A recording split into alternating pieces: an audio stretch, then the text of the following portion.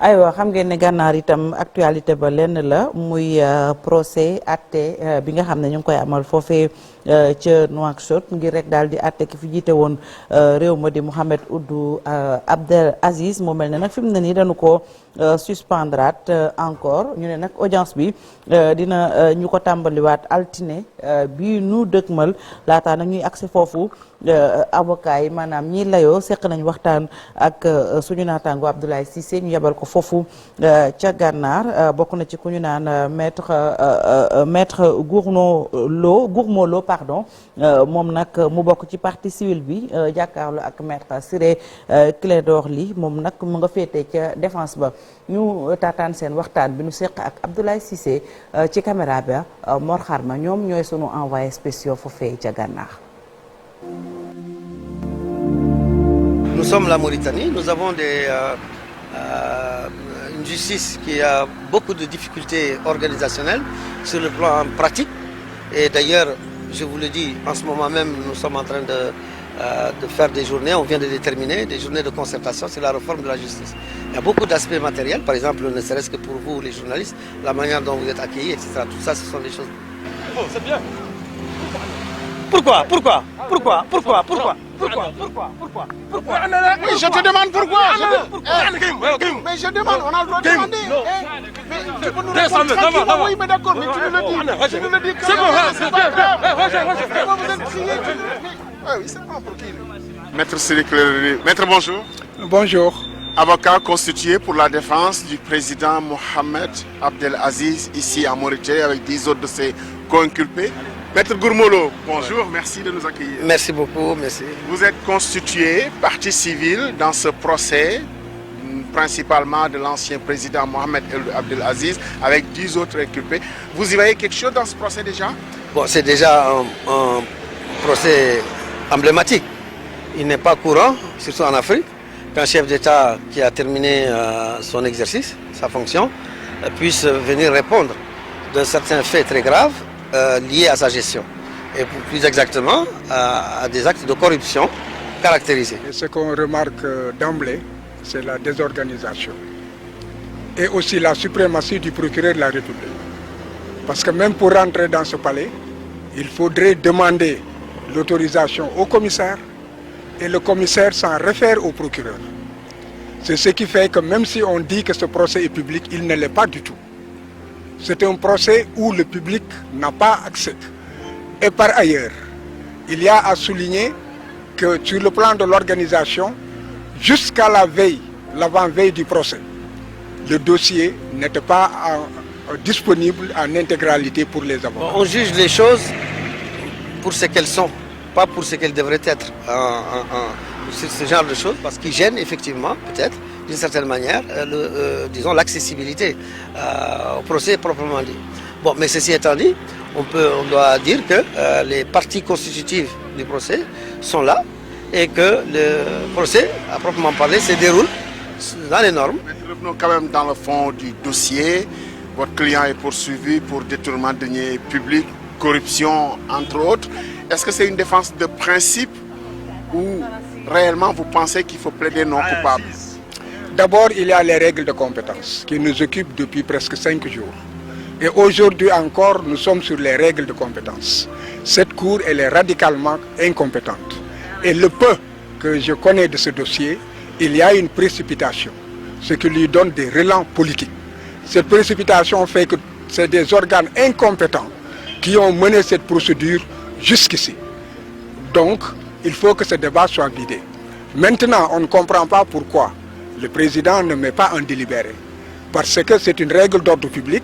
Il pouvait même la soulever d'office. Et lorsqu'elle est soulevée, le tribunal, la cour a l'obligation de vider ce contentieux avant d'aller au fond. L'étape actuelle dans laquelle nous nous trouvons, c'est une étape de guerre de guérilla de procédure.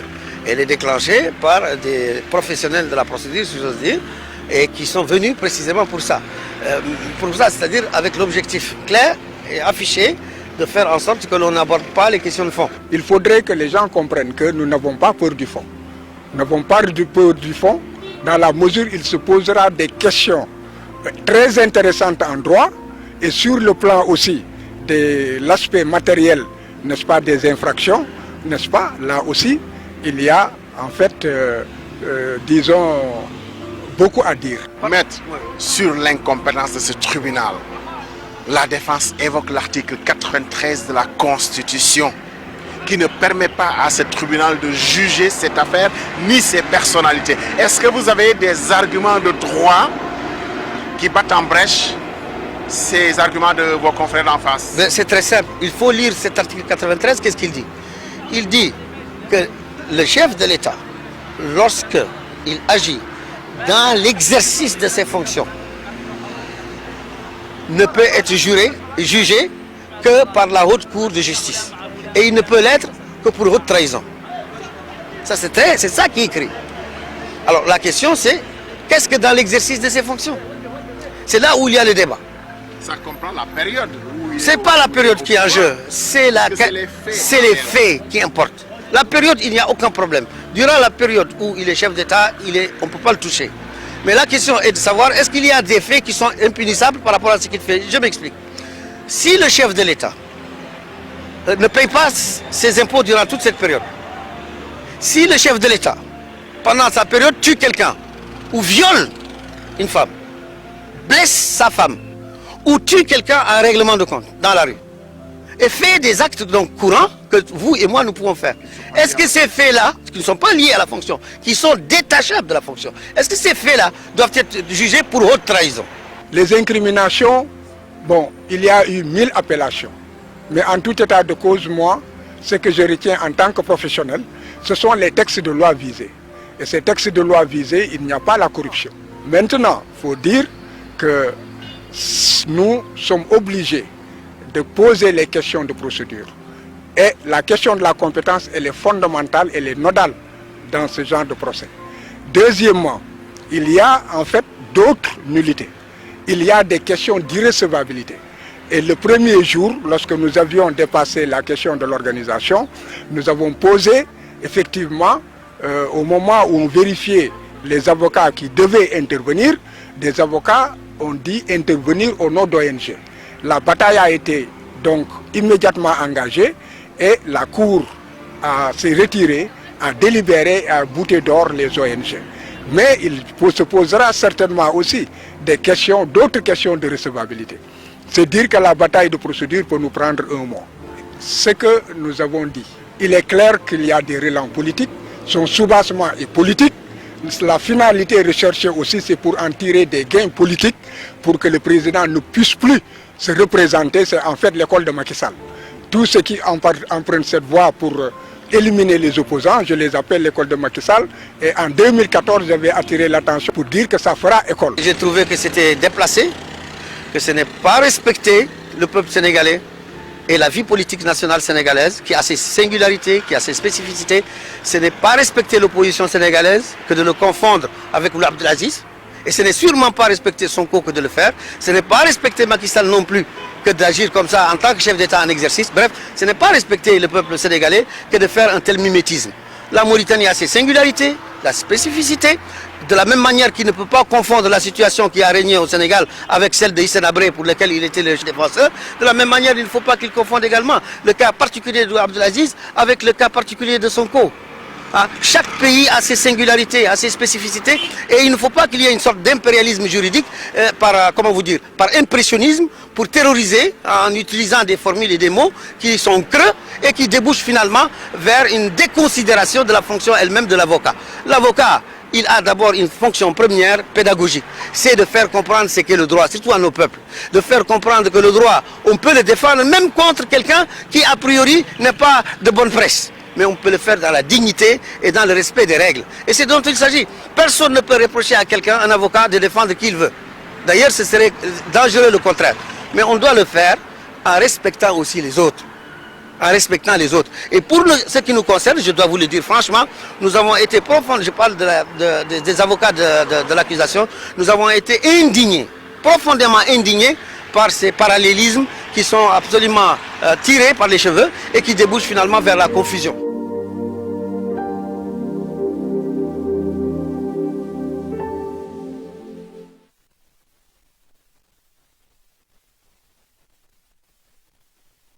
aywa mu nekkoon Chérif ñaari avocat yi kenn ki ci défense bi la keneen ki ci partie civile muy maître Gourmont Lo ak maître Ciré Clédor Ly loolu nag mi ngi aju ci àtteb ki fa nekkoon njiitu réew bu Mauritanie ci tënk rek ndax élément bi c'est en français la xew foofu ca Gàddaar ak procès bi ñu dàqat mu mel ni kenn ku ne ci layokat yi yaa ngi yëkkati kàddu di ŋàññi.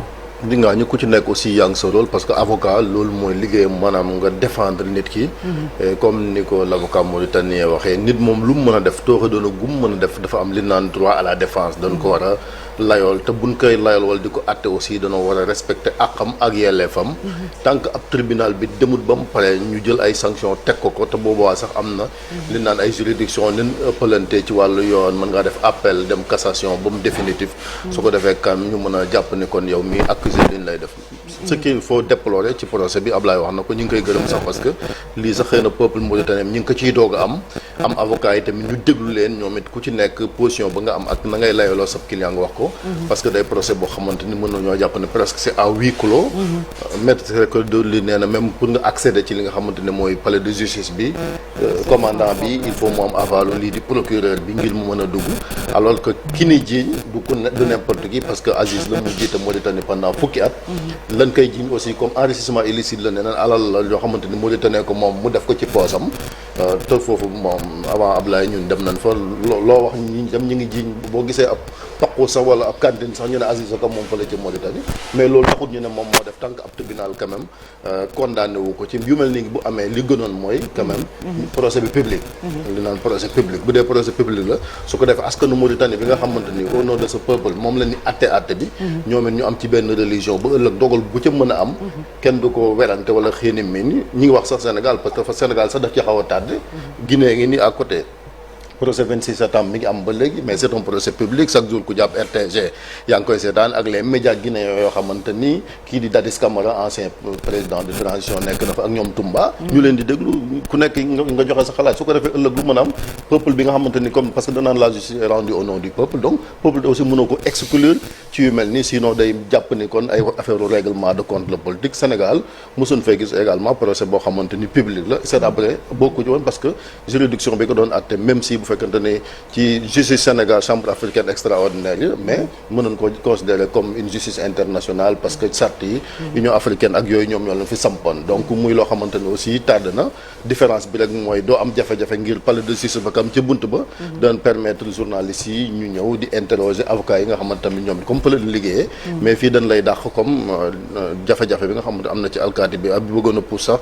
kii di avocat bi nga xamante ne am na immunité ngir mu wax xalaatam surtout ay déclaration ci presse c'est ce qu'il faut vraiment déplorer ci li nga xamante ni moom mooy procès bi ci Aziz moom it comme ni ñu ko waxee parce que leneen li tamit ki fi nekk tamit di Gazouani ñoom ñaar àndoon nan xamante woon nan yu mel ni aussi da ngay sóoraale ëllëg da ngay bàyyi nguur gi moo tax ku nekk ci nguur aussi il faut ngay xalaat ni di nga bàyyi keneen ñëw te loolu ngir mu jaar yoon il faut rek ñuy rafetal li nga xamante ni comme relation yi Afrique nan bàyyi di jàppee opposants yi comme ay noon wala di leen écraser te ëllëg aussi bu ñëwee ñoom it war nañoo mën a jiite après day nekk éternel recommencement ay règlement de compte yoo xamante ni moom moo tardel suñu continent bi parce que kii di Ciré Clédor Ly mi ngi naan école Macky Sall nemeeku nañ ko fi tamit bu fekkante ni diw dafa bëgg a nekk candidat nga jëm koo xañ wala ngay changer ay texte wala ñoom avocats yi wala juristes yi di même problème interprétation parce que yaa ngi dégg article 94 boobu ci constitution bi kii nee na président en exercice la ne ko Ciré Clédor Ly gisee ak keenam ko gisee bokkul muy loo xamante ni quand même day tardel suñ continent bi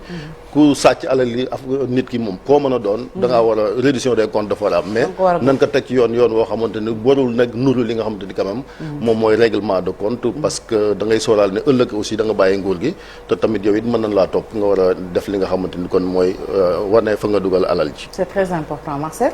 waaw c'est très important mais ce qu'il y a de plus bizarre ci procès bi en tout cas ba ñu yegg fa mu jaaxal ñu bëri c'est que non seulement wax nañ ko ancien président sa qualité d'ancien président waaye tamit relation bu Gazouani ak Abdel Aziz amoon ñu bëri sax jàppoon na ne que ça allait être en tout cas l'exemple là à l'instar du modèle russe entre Poutine ak Medvedev ndegem ñaari mandat le Abdel Aziz defoon Gazouani jël ñu yaakaaroon na ne xëy na mënoon na présenter waat pour plus tard comme ñu amoon Russie entre Medvedev ak Poutine. Donc loolu waral ñu gis na ne vraiment ça c'était assez surprenant quand même ñu yegg ci procès bu mel nii donc ñu jàpp ne Ghazouani quand même c'est un important homme ci biir armée bi déjà il est très respecté il est très apprécié ci biir armée mauritanienne.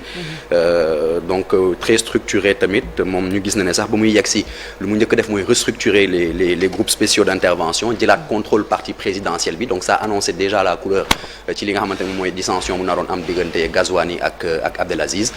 Donc ñu toppee ko ci li nga xamante ne moom mooy lu toll ci 90 millions de dollars waaye tamit ñu jàpp ne nekk am na lu toll ci ñeenti téeméer ak lu ëpp ci ay terrain ak fukk ak juróom-ñaar ci ay kër sans oublier li nga xamante ne moom mooy jur gi mu am ca réewu Mauritanie c'est le même principe que partout je pense fii ci Sénégal fii ci yeneen réewu Afrique ci àdduna justice moom mooy nar a def li nga xamante ne moom mooy le rendu final on se réfère à cela et puis on va voir ce que la suite va donner. Voilà, merci beaucoup Abdoulaye Cissé ak Mor Kharma ñoom lañu fa yebal Malick. waaw suite bi moom déjà la couleur est annoncée parce que ñaari avocats yi boo leen déggee ñuy wax rek nga xam ne yëf yi dina tàng lool déjà la bataille de procédure commencé na maître Clédor Ciré ku ne xam na ni ci wàllu procédure c'est un grand procédurier et déjà jalon yi nga xam ne moom la ñu teg mi ngi koy ŋàññe donc tey ji président Abdoul Aziz ni nga xam ne peut-être noonu lañ koy àtte li ci xaw a doy waar mooy dafay mel ni règlement de compte parce que conditions yi ñu ko njëkk a teg bi ñu ko jàppee moom déploré na ko ay avocats am déploré nañ ko parce que aussi quoi qu'il advienne ancien président de la République la am na dayoo bu nga xam ne toll na ko buñ koy atte yi tamit am na sa dignité dañ ko war a préserver son honorabilité dañ ko war a préserver mais moom mi ngi kaas mu ne du man rek la ñuy topp waaye man rek la ñu teg ci yenn conditions yi ay mbóot ak ay kañaak ay jinax ak ay yoo di ma bugg a rey donc yooyu yëpp dafa xaw a doy waar beneen bi ci des aussi c'est un procès qui est enveloppé de nuit et de mystère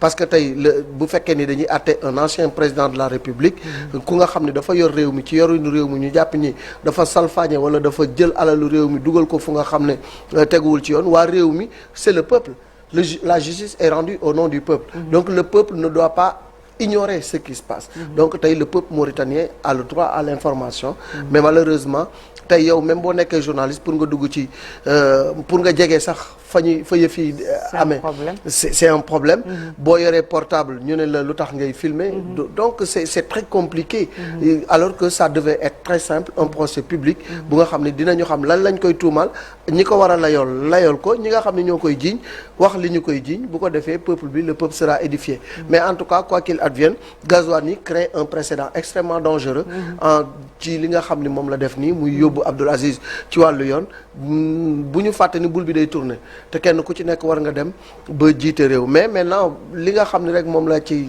man rafetlu moo di ni nul ne doit être au-dessus de la loi qu'on soit président de la République ministre ou quoi ak koo munti doon bu fekkee dañ la dénk baatu réew mi dénk la suñu alal bu fekkee da nga ko luubal en Afrique on n'a pas cette habitude de poursuivre cette culture de poursuivre les chefs d'État mais malheureusement il y a des chefs d'État qui font beaucoup de dégâts et qui méritent d'être traduits devant la justice. C'est ça, merci beaucoup Malick Thiandoum. Cheikh Tidiane rapidement laata ñuy dem ci invité bi. Je pense que wax nañ ko Malick Chérif Marcel c'est vrai que ancien chef d'État la te Mauritanie je pense que Abdoulaye Cissé am na sujet bu mu ci defoon bokk na ci dëkk boo xamee ni ancien chef d'État yi dañ fay des fa la ñuy dëkk et ça c'est une très bonne chose mais tey jii suñu ñëwee di ko topp ci ay luubal nañ ko def ci anam yu leer procès boo xamee ni day juste équitable ñëpp teg ci seen bët ñëpp xam lan lañu fay def parce que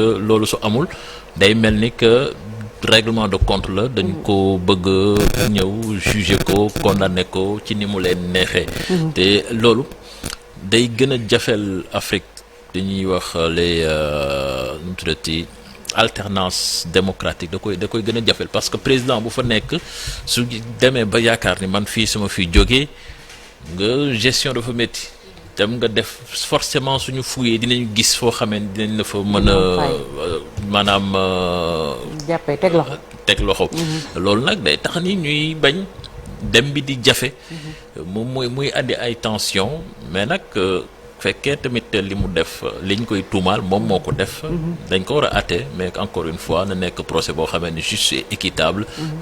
Public même s'il le faut parce que là c'est pas n'importe qui, c'est un ancien chef de l'État. Très bien, merci beaucoup Cheikh Tidiane Diawo léegi ñu dalal sunu invité ma fàttali ne 8h jot na ba tegal daanaka ñeent fukki simili.